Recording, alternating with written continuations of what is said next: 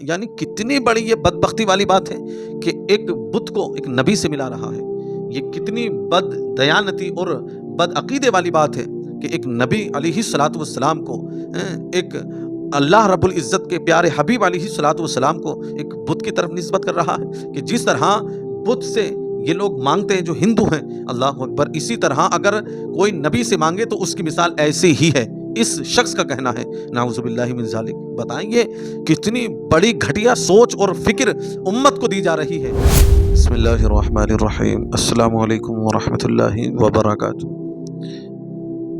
پہلے تو آپ اس چھوٹی سی ویڈیو کو دیکھ لیں۔ بھائی تم نبی سے مدد کیوں مانگتے ہو؟ تو وہ جواب میں کہتے ہیں نبی اصل میں مختار نہیں ہے، اللہ نے اختیارات دے دیے ہیں۔ تو یہی شرک تو ہندو کر رہے ہیں، کہہ رہے بتوں کو اللہ نے اختیارات دے دیے، عیسائی کہہ رہے ہیں عیسیٰ علیہ السلام کو اللہ نے اختیارات دے دیے۔ بھائی اللہ کہہ رہے ہیں کسی کو نہیں دیے، انتم الفقراء الی اللہ، سب کے سب اللہ کے فقیر ہو، کسی قسم کے اختیارات کسی کے پاس بھی نہیں ہے۔ میرے عزیز، سنا آپ نے یہ طارق مسعود کس طریقے کی بات کر رہا ہے۔ اب اس کے چاہنے والے بڑے برے کمنٹ آ کر کرتے ہیں۔ ان بدبختوں کو یہ پتہ نہیں ہوتی کہ تم الٹے سیدھے کمنٹ لکھنے سے پہلے یہ تو دیکھو کہ تم پوری بات سن چکے ہو یا صرف محبت میں آ کر اس شخص کو برا بھلا کہنے پر تل گئے کہ جو شخص قرآن و حدیث کی روشنی میں اللہ کے محبوب علیہ الصلوۃ والسلام کی شان کو بتا رہا ہے۔ میرے عزیز، بولنے سے پہلے سوچ کر بولا کرو، اور کوئی بات ہوا کرے تو اس کو صحیح طریقے سے لکھ کر پیش کیا کرو۔ کیونکہ میں اپنی بات نہیں کر رہا ہوں، اپنے آقا علیہ الصلوۃ والسلام کی بات کر رہا ہوں، پیارے نبی صلی اللہ علیہ وسلم کی بات کر رہا ہوں۔ میرے عزیز، گزارش ہے کہ آپ مکمل اس ویڈیو کو دیکھیں۔ آپ نے اس شخص کی زبانی سنا کہ اللہ رب العزت نے کسی کو اختیار دیا ہی نہیں ہے، نعوذ باللہ من ذالک۔ قرآن کی آیت جو پیش کی گئی، یا ایھا الناس انتم الفقراء الی اللہ، یہ تمام مخلوق کے معاملے میں ہے، لیکن صرف یہاں پر یوں پیش کی گئی کہ دیکھ لو کہ سب کے سب اللہ کے فقیر ہیں، سب کے سب اللہ کے محتاج ہیں، تو نبی کو کوئی اختیار نہیں دیا گیا، نعوذ باللہ من ذالک۔ پہلی بات تو یہ کہ قرآن کی آیت کی صحیح تشریح، صحیح بات لوگوں تک پہنچنا ضروری۔ میرے عزیز، یہ تمام مخلوقات کے معاملے میں ہے، تمام مخلوق کے بارے میں ہے، یعنی کہ کوئی بھی ہو، نبی، ولی یا کوئی بھی ہو، الحمدللہ ثم الحمدللہ، یہ حق اور سچ بات ہے کہ سب کے سب اللہ ہی کے محتاج ہیں۔ اس میں کوئی شک و شبہ نہیں کہ سب کے سب اللہ رب العزت ہی کے محتاج ہیں۔ لیکن اس آیت کا یہ مطلب نہیں ہے کہ اللہ کسی کو اختیار دے ہی نہیں سکتا۔ کیا آپ یہ سمجھ سکتے ہیں، یہ سوچ رہے ہیں کہ جو اس طریقے کی بات کہہ رہا ہے وہ کہیں نہ کہیں رب کی عطا کو، رب کی شان کو بھی گھٹانے کی کوشش کر رہا ہے کہ رب العالمین کسی کو اختیار دے ہی نہیں سکتا، نعوذ باللہ من ذالک۔ ارے بھائی، اس میں کوئی شک نہیں ہے کہ ہر کوئی رب ہی کا محتاج ہے، رب العالمین کسی کا محتاج نہیں ہے۔ اگر اختیار رب نے اپنے محبوب کو دیا ہے تو اختیار جو رب نے دیا ہے تو وہ اختیار کسی اور نے نہیں بلکہ رب نے دیا ہے، اور یہ اختیار ایک بتاتا یہی ہے کہ نبی بھی رب کے محتاج ہے۔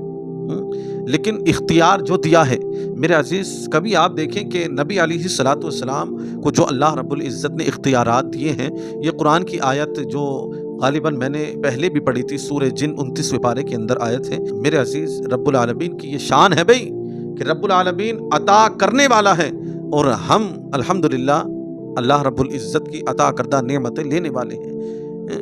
اب یہی چیز آپ دیکھیں کہ رب العالمین نے اپنے محبوب کو شان عطا فرمائی۔ قرآن کی ایک آیت جو بارہا آپ سنتے ہوں گے، من ذا الذی یشفع عندہ الا باذنہ، قیامت کے دن وہی شفاعت کریں گے، وہی سفارش کریں گے جن لوگوں کو یا جن کو اللہ کی جانب سے اذن ملا ہوگا، اجازت ملی ہوگی، وہی لوگ اللہ کے یہاں شفاعت کریں گے، سفارشیں کریں گے۔ اب بتائیں، اللہ رب العزت نے اپنے محبوب کو شفاعت کا مژدہ نہیں سنایا؟ کیا اللہ رب العزت نے اپنے محبوب کو یہ شفاعت کی خوشخبری نہیں سنائی جو آقا علیہ الصلوۃ والسلام نے ہمیں اور آپ کو بتایا کہ قیامت کے دن رب کی بارگاہ میں اپنی امت کی سفارش کروں گا، اور یہ حدیث کہ سب لوگ سب نبیوں کے پاس جائیں گے اور سب کہیں گے اذهبوا الی غیری، کہ تم دوسروں کے پاس جاؤ، دوسرے کے پاس جاؤ۔ لیکن جب آقا علیہ الصلوۃ والسلام کی بارگاہ میں آئیں گے لوگ تو آقا ارشاد فرمائیں گے انا لہا انا لہا۔ یہ حق اور سچ بات ہے نا، جو بارہا آپ بھی سنتے ہوں گے۔ تو بتائیں اللہ رب العزت نے یہاں آپ کو اختیار دیا ہے یا نہیں؟ اللہ رب العزت کے بغیر عطا کردہ اختیار کے شفاعت کیسے کرا سکتے ہیں؟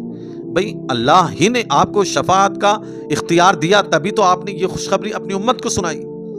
لیکن جن کے آنکھوں پر، جن کے دلوں پر نبی علیہ الصلوۃ والسلام کی محبت نہ کرنے کی مہر لگ چکی ہے، جو صرف حضور کی ذات میں یہ دیکھتے ہیں کہ بھئی ایسے نہیں، ویسے نہیں کر سکتے، وہ نہیں کر سکتے، کچھ نہیں دیا۔ میرے عزیز، سب سے پہلی بات تو یہ کہ اللہ رب العزت ہی ہر چیز کا مالک ہے، وہی حاجت روا ہے، وہی حاجتوں کو پورا کرنے والا ہے، اس میں کوئی شک و شبہ نہیں۔ اللہ رب العزت سے مانگنا فرض و واجب ہے، اسی سے ہی فرض و واجب ہے۔ لیکن میرے عزیز، جو اس بات کو یوں پیش کرتے ہیں کہ بھائی دیکھو نبی کو اختیار دیا ہے، ان سے مدد مانگ رہے ہیں یا ان سے مدد مانگ رہے ہیں، ایسا نہیں ویسے، یہ تمام طرح کے جو پروپیگنڈے بنا کر لوگوں کے درمیان میں پیش کرتے ہیں، جو عوام پڑھی لکھی نہیں ہوتی تو بھائی وہ سمجھتی کہ بھائی بات صحیح ہے۔ لیکن یہ بھی تو دیکھیں کہ اہل سنت والجماعت کا عقیدہ کیا ہے، سنی کا عقیدہ کیا ہے۔ اللہ رب العزت ہی بے شک الحمدللہ ثم الحمدللہ وہی عطا کرنے والا ہے، وہی حاجت والوں کی حاجتوں کو پورا کرنے والا ہے۔ کوئی بھی چیز ہو اسی سے مانگنا فرض و واجب ہے۔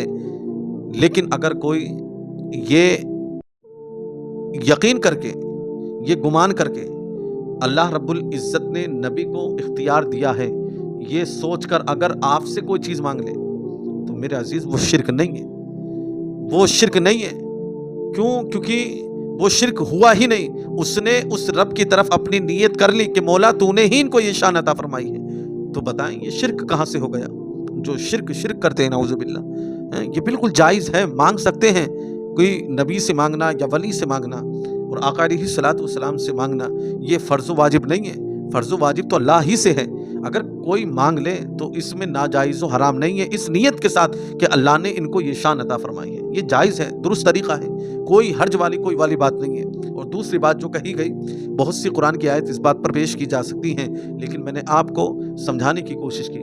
دوسری بات یوں پیش کی جاتی ہے کہ بھائی یہ تو ایسے ہی ہو گیا کہ جس طرح ہندو لوگ اپنے بتوں کے آگے جھکتے ہیں یا ان سے مانگتے ہیں، تو ایسے ہی مان لیجئے اگر کوئی نبی سے مانگ رہا ہے تو وہی صحیح معاملہ ہے، نعوذ باللہ۔ یعنی کتنی بڑی یہ بدبختی والی بات ہے کہ ایک بت کو ایک نبی سے ملا رہا ہے، یہ کتنی بد دیانتی اور بد عقیدے والی بات ہے کہ ایک نبی علیہ الصلوۃ والسلام کو، ایک اللہ رب العزت کے پیارے حبیب علیہ الصلوۃ والسلام کو ایک بت کی طرف نسبت کر رہا ہے کہ جس طرح بت سے یہ لوگ مانگتے ہیں جو ہندو ہیں، اللہ اکبر، اسی طرح اگر کوئی نبی سے مانگے تو اس کی مثال ایسے ہی ہے، اس شخص کا کہنا ہے، نعوذ باللہ من ذالک۔ بتائیں یہ کتنی بڑی گھٹیا سوچ اور فکر امت کو دی جا رہی ہے، اور امت کے لوگ آج حضور کی شان کو صحیح معنی میں سمجھنے کے لیے تیار نہیں ہے۔